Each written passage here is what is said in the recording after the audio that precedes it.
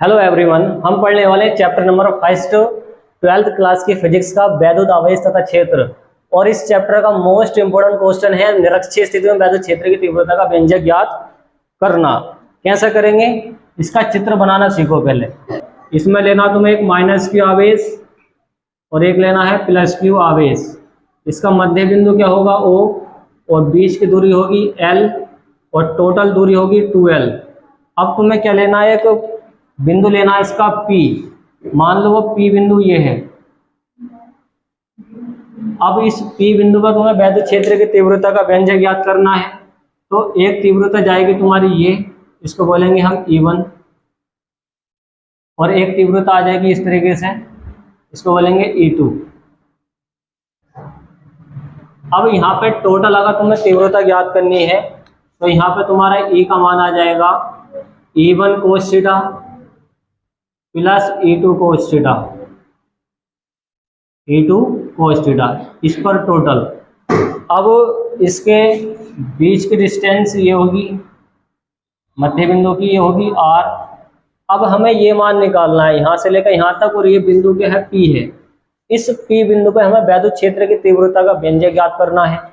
अब हिंदी कैसे लिखोगे वो सुनो। देखो हिंदी कैसे लिखोगे, माना माइनस के आवेश तथा प्लस के आवेश से मिलकर एक वैद्युत द्विध्रुव बना है जिनका मध्य बिंदु O है और बीच की अल्पतम दूरी क्या है 12 है, और मध्य बिंदु O से R दूरी पर एक बिंदु P है जिस पर हमें वैद्युत क्षेत्र की तीव्रता ज्ञात करनी है। तो आराम से तुम इसकी हिंदी लिख सकते हो। एक बार सुनो ध्यान से। माना माइनस के आवेश तथा प्लस के आवेश से मिलकर एक वैद्युत द्विध्रुव बना है जिनका मध्य बिंदु O है और बीच की दूरी 12 है। मध्य बिंदु O से R दूरी पर एक बिंदु P है जिस पर हमें वैद्युत क्षेत्र की तीव्रता E ज्ञात करनी है। तो टोटल E का मान हमें चाहिए। कैसे निकलेगा वो देखें। तो जो अभी बताई हिंदी वो तुम इसकी क्षेत्र की थ्योरी लिख सकते हो इसी तरीके से। अब तुम हल करोगे। देखो इसमें त्रिभुज बन गया एक, इसका नाम और रख दो, इसका रख दो A, इसका नाम रख दो B, ये हो गया P। अब इसमें दो त्रिभुज हैं AOP और है BOP। तो कोई से भी त्रिभुज को हल कर दो क्योंकि दोनों पर 90 डिग्री का एंगल है, ये भी 90 का है, ये भी 90 का है। तो तुम इस तरीके से हल कर सकते हो।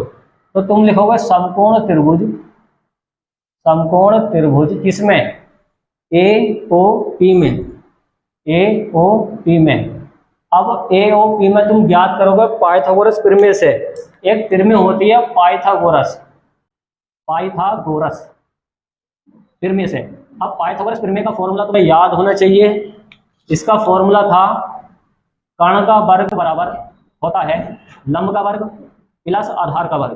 तो ये होता है पाइथागोरस प्रमेय का फॉर्मूला। अब देखो ध्यान से, ये वाली जो रेखा है यहाँ से लेकर यहाँ तक की ये आधार है और ये लंब है और ये कर्ण है। तो कर्ण तुम्हें ये निकालना है। तो कर्ण AP हो गया तुम्हारे पास, AP हो गया तुम्हारे पास कर्ण। देखो ये वाली जो तुम्हें रेखा दिखाई दे रही है ये वाली, ये है कर्ण। और कर्ण क्या हमारे पास AP, और लंब क्या तुम्हारे पास OP। तो यहाँ पर करोगे OP का स्क्वायर। आधार क्या बन गया तुम्हारे पास AO। तो यहाँ पर AO का स्क्वायर कर देंगे। अब इसके मान रख दो। मान कैसे रखोगे, AP का स्क्वायर ऐसे लिखो क्योंकि इसका तो मान चाहिए हमें। अब लंब क्या हमारे पास OP, और OP का मान कौन है R। तो यहाँ पर रखोगे R का स्क्वायर प्लस AO, इसका मान कौन है L, तो यहाँ पर रखोगे L का स्क्वायर। अब तुम्हें ध्यान पर रखना है, अगर तुम्हें ये क्या हटाना है, स्क्वायर हटाना, तो बराबर में जाकर रूट चढ़ाता है। तो यहाँ पे AP का जो मान आया वो आया R स्क्वायर प्लस के L स्क्वायर। तो हमारे पास AP का मान आ चुका है, ये क्या आया अंडर रूट के अंदर, ये आया तुम्हारे पास R square plus L square. ये वाली रेखा और ये वाली रेखा क्या है, सेम टू सेम है, मतलब त्रिभुज कैसे एक जैसे हैं। तो मतलब इसका मान भी एक यही वाला आएगा। तो इसका जो मान आएगा इसका BP का वो भी यही आएगा, R स्क्वायर प्लस के L स्क्वायर। तो इसका मान भी सेम टू सेम आएगा क्योंकि त्रिभुज क्या है एक जैसे हैं, क्योंकि इधर भी L है इधर भी L है, और दोनों के लिए R यही काम करेगा क्योंकि दोनों का लंब एक ही है। तो हम निकाल चुके हैं ये वाली भुजा।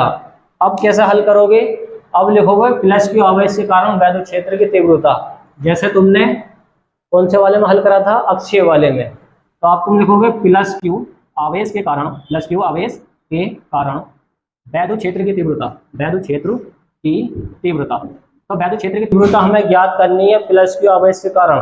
तो प्लस क्यू आवेश से कौन सी तीव्रता जा रही है, E1, तो तुम लिखोगे E1, तो यहाँ पे E1 बराबर लिखोगे 1/4πε0 इंटू में K। अब यहाँ पे फॉर्मूले में कौन लिखेंगे ऊपर, प्लस क्यू, अपोन में क्या मान आया हमारे पास, R² प्लस L² का अंडर रूट है ना, ये अंडर रूट चढ़ा दो और इस पर चढ़ा दो होल स्क्वायर। ये होल स्क्वायर कहाँ से आगे तुम्हें बताया था, E बराबर फॉर्मूला होता है 1/4πε0 Q/R²। ये फॉर्मूले का स्क्वायर चढ़ाना पड़ेगा तुम्हें यहाँ पे।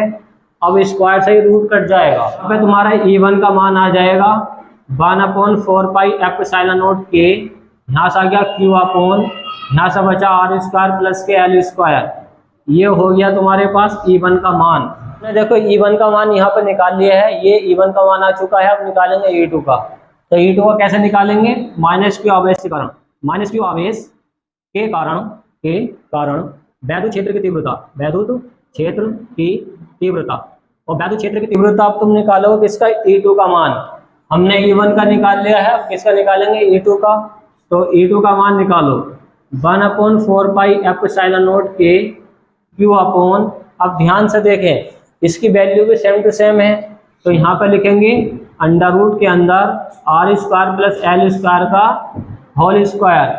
इसके स्क्वायर से इसका भी रूट कटेगा, तो इसका भी रूट कटेगा, तो यहाँ से बचेगा E2 बराबर 1/4πε0 K, यहाँ से बचा Q/, यहाँ से बचा तुम्हारे पास R² प्लस L²। तो यहाँ पर जो वैल्यू आई है ये आई है। अब देखो ये वाला मान और ये वाला मान सेम टू सेम आया है। अब क्या करेंगे, बिंदु P पर कुल परिणामी तीव्रता निकालेंगे हम। अब लिखोगे क्या, अब लिखोगे बिंदु P पर कुल परिणामी तीव्रता, परिणामी तीव्रता।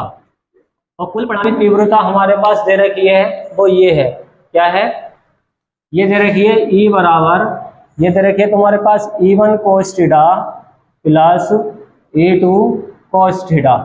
ये सारी वैल्यू यहाँ पे पुट कर दो। इसकी क्या करोगे, देखो E का मान मुझे चाहिए, E का मान मुझे चाहिए, इसके मान रखो। देखो E1 का मान ये आया है, नहीं तो आसान करने के लिए तुम यहाँ से cos θ कॉमन खींच सकते हो। देखो यहाँ पर भी cos θ आएगा, यहाँ पर भी cos θ आएगा, तो तुम बाहर खींच सकते हो। यहाँ से बचेगा तुम्हारे पास E1, यहाँ से बचेगा E2, तो हमने cos θ कॉमन ले लिया है। अब यहाँ पे तुम्हें ध्यान क्या रखना पड़ेगा, cos θ का फॉर्मूला होता है, देखो cos θ का फॉर्मूला होता है, जो होता है लंब बटा कर्ण, लंब बटा कर्ण।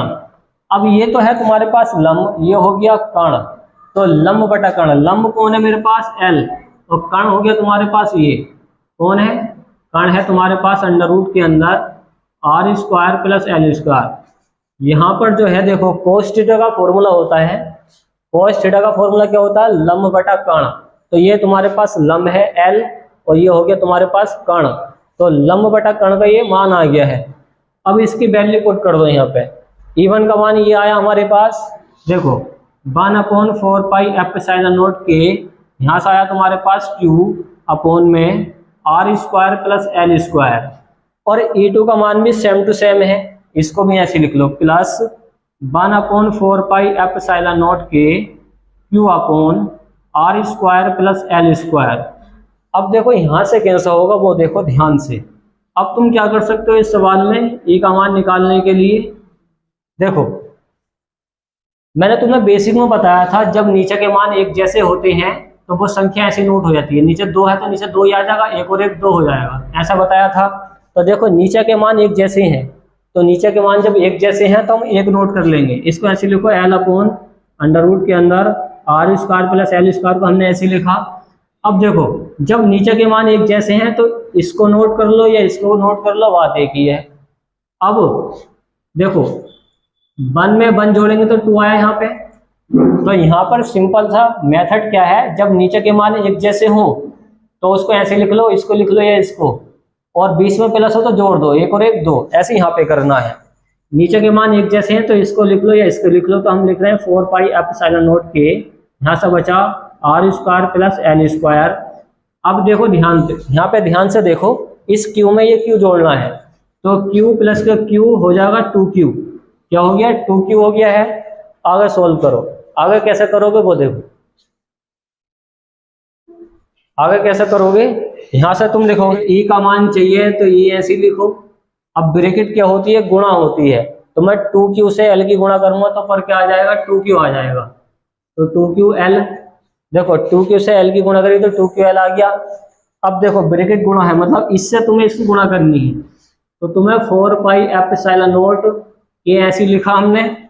अब इससे इसकी गुणा करनी है। यहाँ पे कौन है तुम्हारे पास? R square plus L square ये है, और इससे इसकी गुणा करनी है, तो गुणा ब्रैकेट लगा दें इसकी। यहाँ पे तुम्हारे पास अंडर रूट के अंदर ये है R square plus L square, ये है ना। आगे सोल्व करो, देखो ई बराबर आया 2ql अपॉन, यहाँ पर आया 4 पाई एप्सिलॉन नॉट के। अब यहाँ पे ध्यान से देखें, आर स्क्वायर ऐसे लिखा, एल स्क्वायर ऐसे लिखा, ये गुणा में है, ठीक। अब इस रूट का मान होता है 1/2, इस रूट का मान होता है 1/2, तो R square plus L square की पावर 1/2 लिखेंगे हम। ऐसा क्यों करा है? क्योंकि इस रूट का मान होता है 1/2। अब कैसे सोल्व करोगे? ई बराबर आ गया ऊपर 2ql अपॉन, यहाँ से आया 4 पाई एप्सिलॉन नॉट के। अब यहाँ पे देखो, यहाँ पे तुम लिखोगे इसको, यहाँ पे स्क्वायर चल लिया है, यहाँ पे तुम लिखोगे एल स्क्वायर को नगण्य करने पर, नगण्य करने पर। अब ये छोड़ने हैं, नगण्य क्यों कर रहे हैं? क्योंकि यहाँ पे जो एल है ये अल्पतम दूरी होती है, ये न्यूनतम, तो ये एल जो है छोटा होता है किससे? आर से।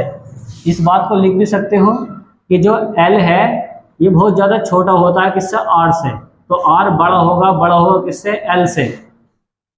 तो इसी वजह से एल स्क्वायर को नगण्य कर देंगे यहाँ पे। अब देखो यह आर स्क्वायर मैंने ऐसे लिखा, एल स्क्वायर को नगण्य करेंगे, यहाँ से देखो इसकी पावर से ये कट हो जाएगा। यहाँ पर ध्यान से देखो, ये आर स्क्वायर है, इसके ऊपर 1/2 चढ़ा रखा है। देखो ये क्या है? ये है तुम्हारे पास आर स्क्वायर है, और इस पर कौन चढ़ा बैठा है? 1/2। ब्रैकेट होती है गुणा, मतलब यहाँ पे तुम लिख पाओगे इसको आर स्क्वायर की पावर 1/2। तो तुम 2 से 2 काट दोगे तो आर बचेगा यहाँ से। इस एल स्क्वायर को तो हमने नगण्य कर दिया है, तो यहाँ से केवल आर बचेगा। तो यहाँ पे देखो आर बचेगा, यहाँ से आर स्क्वायर है, जब आर स्क्वायर से आर की गुणा करोगे तो आर की पावर 3 चढ़ जाएगी। देखो ये आर स्क्वायर है, ये आर है, तो आर की पावर कितनी चढ़ जाएगी? 3 चढ़ जाएगी। क्योंकि एल स्क्वायर को तो हमने नगण्य कर दिया, छोड़ दिया है, तो यहाँ पे आर स्क्वायर से इस आर की गुणा करोगे तो आर की पावर 3 चढ़ गई है। आगे सोल्व करो। ई बराबर, देखो जिसके गुणा में कुछ नहीं होता, एक होता है यहाँ पे, तो मैं यहाँ पे लिख सकता हूँ 1/4 पाई एप्सिलॉन नॉट इंटू में के इंटू, ये क्या है तुम्हारे पास? 2ql, और बटे में कौन? आर की पावर 3, आर की पावर 3। क्योंकि मैं जानता हूँ p बराबर होता है 2ql, p बराबर क्या होता है? 2ql होता है, तो मैं इस 2ql की जगह p लगा सकता हूँ। तो यहाँ पे e बराबर 1/4 पाई एप्सिलॉन नॉट इंटू में k, इस 2ql का मान है p, और बटे में कौन? आर की पावर 3। चाहो तो यहाँ पे छोड़ सकते हो, ये आगे भी हो जाएगा। कैसे? यदि k का मान 1 होगा, k का मान 1 होगा तो फॉर्मूला आ जाएगा तुम्हारा, यहाँ पे क्या फॉर्मूला आएगा? e बराबर आ जाएगा 1/4 पाई एप्सिलॉन नॉट। जब k का मान क्या रखोगे? 1, और 1 से किसी भी संख्या की गुणा करते वो आता है, तो 1/4 पाई एप्सिलॉन नॉट ऐसे आ जाएगा। यहाँ पे कौन है? p/r की पावर 3। तो ये हमें आंसर लेकर आना था। कहाँ पर? निरक्षीय स्थिति में वैद्युत क्षेत्र की तीव्रता का व्यंजक ज्ञात करना था हमें। तो ये हमें आंसर लेकर आना था क्या? निरक्षीय स्थिति में वैद्युत क्षेत्र की तीव्रता का व्यंजक। कौन सा? E बराबर 1/4 पाई एप्सिलॉन नॉट p/r की पावर 3, और इसका मात्रक होता है न्यूटन बटा कूलम। तो इस तरीके से तुम इस डेरिवेशन को सोल्व कर सकते हो। सब आसान है।